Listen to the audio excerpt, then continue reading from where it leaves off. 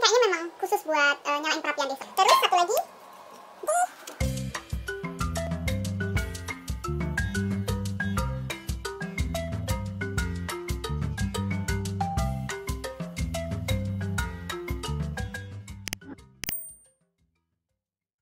Hai teman-teman semua, ketemu lagi sama aku Kati di channel YouTube aku.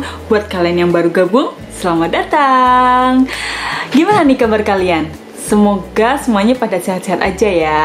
Dan makasih banyak juga kalian udah mampir di channel YouTube aku. Hari ini cuacanya di Jerman, di daerah tempat tinggalku tuh lumayan ada matahari, jadi aku juga seneng banget hari ini, nggak dingin-dingin banget. Sekitar 11 atau 15 derajat lah suhunya. Ya cuman gitu guys, namanya juga musim gugur. Kalau ada matahari siangnya nggak terlalu dingin ekstrim, malamnya biasanya suhunya ngedrop banget. Jadi kalau misalkan dari 15 derajat siangnya, malamnya itu bisa ngedrop sampai 5 derajat Celcius atau bahkan lebih dingin. Jadi ya begitulah. Kalau udah memasuki musim yang dingin-dingin, musim gugur, musim dingin, ya suhunya kalau malam tuh suka bikin kejutan, ngedropnya jauh banget. Dan sekarang udah mulai sore, suhu udaranya juga udah mulai dingin, di dalam rumah juga dingin, jadi aku mau nyalain perapian. Dan sekarang di video ini aku juga mau nunjukin ke kalian gimana cara nyalain perapian dan apa aja yang diperlukan untuk menyalakan perapian. Nah, untuk nyalain perapian aku biasanya menggunakan 4 barang wajib atau 4 perlengkapan wajib untuk nyalain perapian. Yaitu yang pertama, korek api. Iya dong, kan mau nyalain perapian, mau bikin api, jadi pastinya butuh yang namanya korek api. Ini menurut aku warnanya lucu sih, cerah gitu korek apinya. Terus aku masih punya satu korek api lagi yang menurutku unik. Soalnya tada, panjang banget. Ini korek apinya panjang banget. Aku nggak pernah lihat korek api sepanjang ini sebelumnya. Baru di Jerman aja aku lihat lihat korek api yang sepanjang ini. Jadi aku ini juga dapat dari papa mertua aku. Mungkin orangnya lagi bersih-bersih rumah terus nemu korek api, atau emang sengaja beli korek api dikasihin ke aku karena orangnya juga nggak ada perapian di rumah. Jadi punya korek api kayu gini dikasihin ke aku. Nah, ini kayaknya memang khusus buat nyalain perapian deh, soalnya dia kan panjang banget, ini kayak sekitar 20 cm lah. Jadi kita nggak perlu masuk, tangannya nggak perlu terlalu masuk atau deket-deket sama apinya di perapian, kayaknya sih gitu. Terus yang kedua, kita butuh yang namanya sumbu atau pemicu apinya. Jadi bukan sumbu yang panjang gitu guys, kayak lilin gitu, bukan. Jadi apa ya, aku kurang tahu istilahnya deh. Jadi kayak bahan yang mudah terbakar. Kalau bahasa Jermannya sih ini namanya Anzünder. Ini Anzünder yang aku punya ini dari serat kayu. Jadi kayak gini, serat-serat atau serpihan kayu dijadiin jadi satu. Ini kan udah kering banget dan tipis gitu, jadi mudah terbakar. Jadi kayak pemula apinya lah. Jadi ada yang dari kayu kayak gini, ada beberapa macam yang pemula apinya ini atau sumbunya. Ada yang dari kayu kayak tadi, terus ada juga yang dari parafin. Jadi parafin ini aku juga nggak terlalu asing sama parafin. Jadi dulu waktu sekolah kalau ada kemah-kemah gitu kan, kita bikin apinya juga awalnya pakai parafin gitu kan, buat nyalain api atau buat api unggun atau buat masak waktu zaman-zaman kemah gitu. Kalau ini masih baru, soalnya yang kayu udah mau hampir habis, jadi aku beli yang lain. Emang ganti-ganti aku biasanya. Nah kayak gini, ntar aku tunjukin ya. Nah kayak gini guys, jadi ini bentuknya kotak besar ya, seukuran kemasannya ini, tapi ini ada garis-garis kotak kecil. Jadi terdiri dari kotak-kotak kecil, udah ada garisnya. Jadi kalau kita butuh bisa dipotek tinggal potek, ambil satu-satu. Selain dari parafin ini, ada juga pemula api yang dari kayu. Tuh, Ansunder. Nah, setelah Ansunder, yang ketiga kita butuh ini dia, balok kayu. Jadi kita butuh balok kayu yang agak kecil, segini segini ukurannya. Ini gunanya buat nahan apinya. Jadi kalau kita baru nyalain api, pastikan apinya butuh waktu buat nantinya ngebakar kayu bakar yang ukurannya lumayan cukup gede kan. Jadi setelah Ansundernya dinyalakan, apinya nyala di sini, dia nyalain seminggu lewat. Dia nyalain, dia ngebakar balok yang kecil ini. Jadi ada waktu buat apinya perlahan-lahan ngebakar kayu bakar yang lebih gede juga. Dan yang terakhir, yang keempat, tentunya kayu bakar. Ini dia kayu bakar yang gede-gede yang kita pakai di perapian. Itu tadi yang kita butuhkan, sudah ada semuanya. Sekarang kita nyalain perapiannya. Udah mulai dingin juga dalam rumah.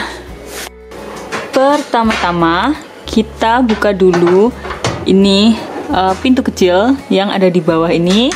Ini fungsinya biar banyak udara atau oksigen masuk ke dalam sini melalui dari bawah sini tembus ke sini, lubang-lubang pembuangan abu ini. Jadi ini fungsinya selain buat jalan lewatnya abu, juga jalan lewatnya oksigen atau udara.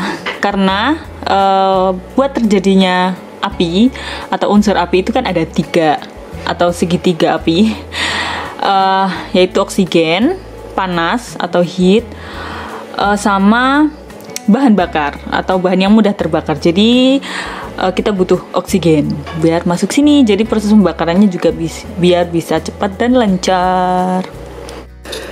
Terus kita tata balok kayu kecilnya seperti ini. Terus kita kasih Ansunder atau sumbu api atau pemula api di tengah. Terus sekarang kita nyalain deh sumbunya, pemula apinya. Nah, kalau udah nyala kayak gini,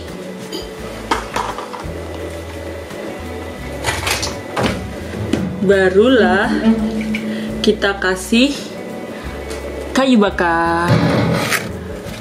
Jadi ups, ada hewan yang ikutan ke dalam. Sebentar, hewannya tadi udah aku keluarin. Nah, ini kayunya ditaruh di atas balok-balok yang lebih kecil, dicondongkan ke sini, ke depan. Terus bisa tambah lagi 1 kayu lagi yang gede di sisi lainnya.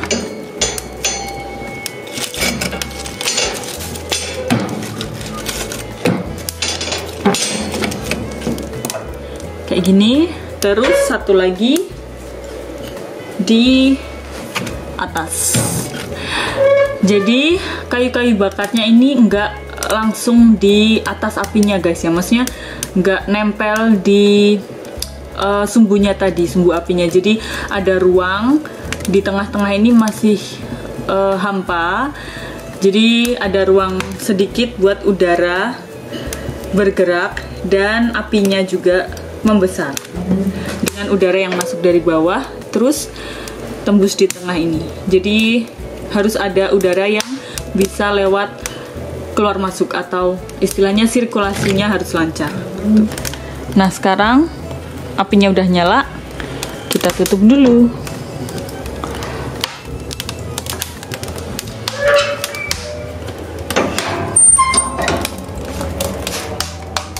Berhasil, apinya udah nyala gede. Nah, sekarang aku tunjukin ke kalian betapa pentingnya fungsi pintu kecil yang di bawah ini. Jadi tuh lihat, ini kalau dibuka banyak udara yang masuk, apinya gede kayak gini. Kalau ditutup, apinya lebih tenang.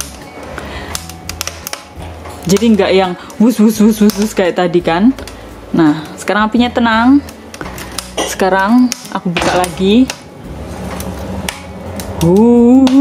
Apinya membara sekali. Jadi kayak otomatis ditiup gitu guys. Ada tiupan dari bawah.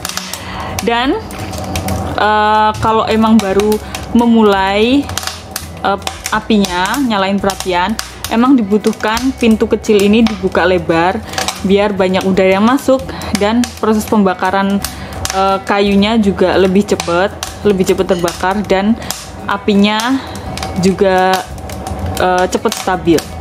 Nah, kalau sudah stabil kayak gini dan kemungkinan besar nggak mati-mati lagi, kita tutup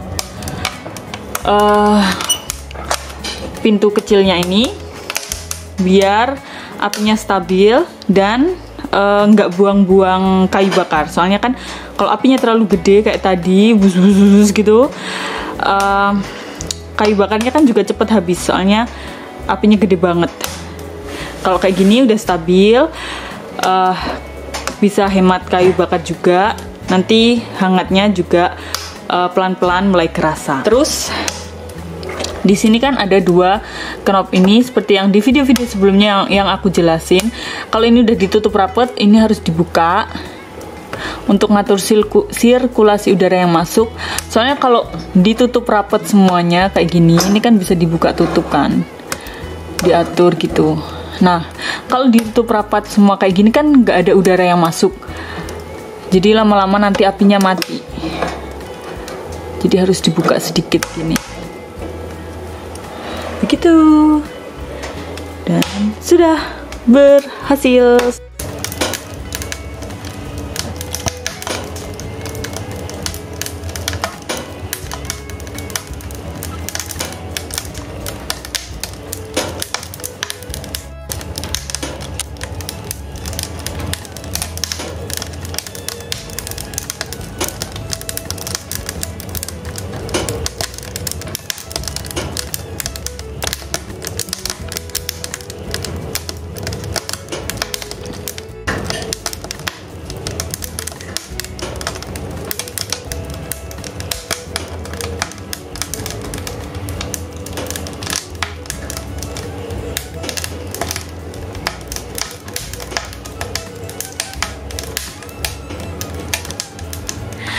Nah teman-teman, sekarang udah pada tahu kan gimana caranya nyalain api di perapian. Sekarang punggung aku tuh udah kerasa hangat. Jadi kalau kita duduk deket-deket perapian kayak gini pun itu nggak akan yang panas banget gitu, nggak. Tapi hangat yang menyenangkan. Aku tuh suka banget sama perapian guys. Soalnya hawa hangatnya kan langsung kerasa gitu kan. Kalau mesin penghangat ruangan itu kan butuh waktu yang agak lama buat memancarkan hawa hangatnya. Kalau perapian bisa langsung kerasa hangat kayak gini.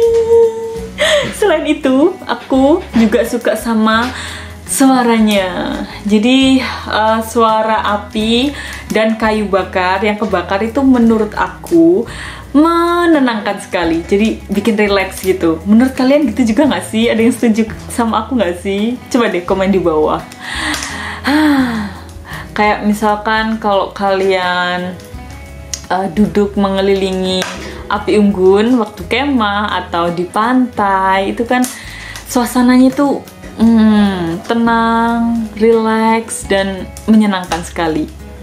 Dan suaranya itu bikin kalem. So, teman-teman, sampai di sini dulu video kita kali ini. Aku udah kerasa relax banget. Semoga video ini bermanfaat dan menambah informasi buat kalian. Kalau kalian suka sama videonya, jangan lupa dong klik like. Terus subscribe serta share ke seluruh sosial media kalian. Kita ketemu di video selanjutnya. Jaga kesehatan. Sampai jumpa.